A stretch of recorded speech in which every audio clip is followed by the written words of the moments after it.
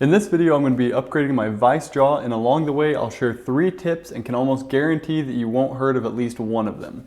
First, connection opposite action. Let me explain what that means. The action on this vise is located through a main screw located down and slightly to the left, so initial contact should be on the top edge and slightly to the right. This ensures a maximum surface area of contact as clamping pressure is applied. Otherwise, the problem is that as the vise contacts the wood, it loses contact on those areas as more clamping pressure is applied. See how the jaw flexes away from the workpiece along the top edge.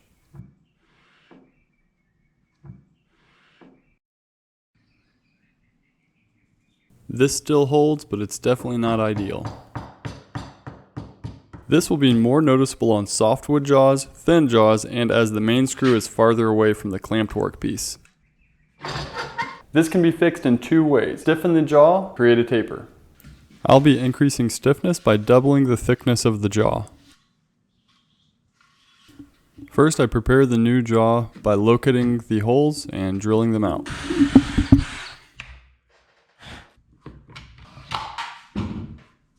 I want this to taper in 2 directions, mostly from top to bottom, and also slightly from right to left. The top right corner of the inside of the jaw should be the high point as it tapers down and across.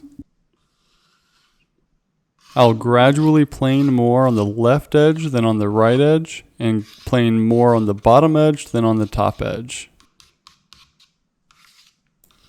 The easiest way to do this is going to be to count the strokes.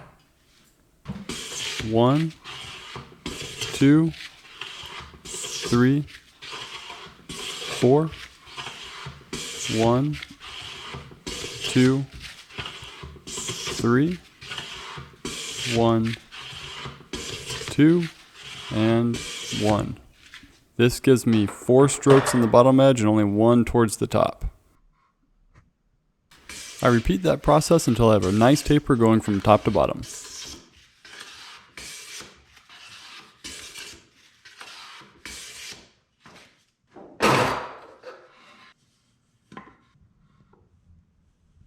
I taper it lengthwise with a similar process. It might be possible to taper both directions at the same time, but I'm just not that fancy.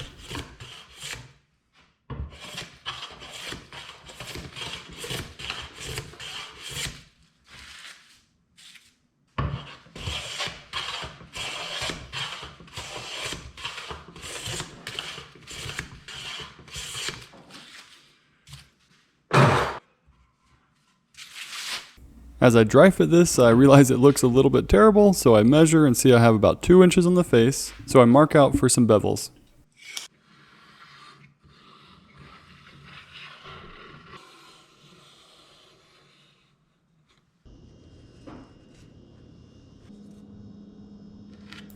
At first I think I'm going to scrub that off. It takes me about 20 seconds to realize that's an awful idea, so I decide to saw it. I definitely do not recommend clamping your board like this to saw.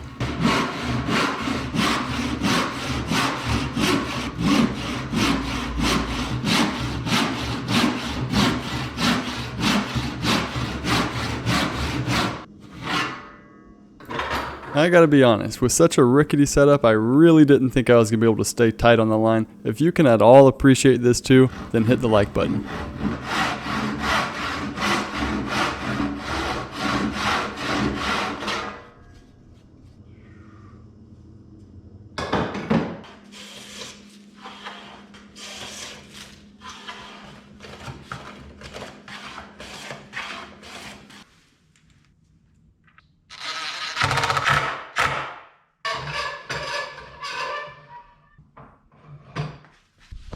With no clamping pressure applied, we've got full contact here and it tapers away to no contact.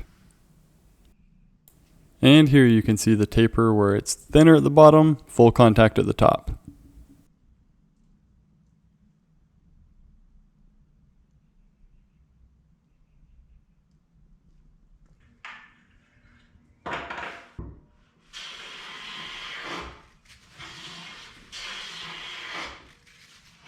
Testing this out, the vise makes contact, apply a little cinch down partial turn, and there is 100% full contact.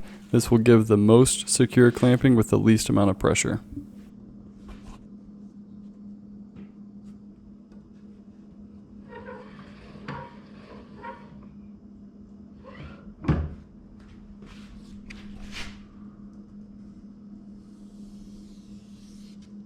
Second tip, this is an easy one, a vise jaw liner.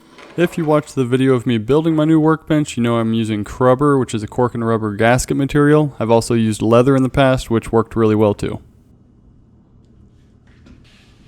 Third tip is a vertical position line drawn on the inside of the vise. This one is such an easy and useful trick, I don't know why everybody's not doing it.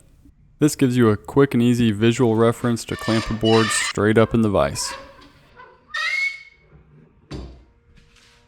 If you found this video helpful, then hit the like button. If you have some tips of your own, I'd love to hear it, and I'm sure others would too. Drop a comment. And if you already heard of all three of those tips, there's no pat yourself on the back button, so like button for you too.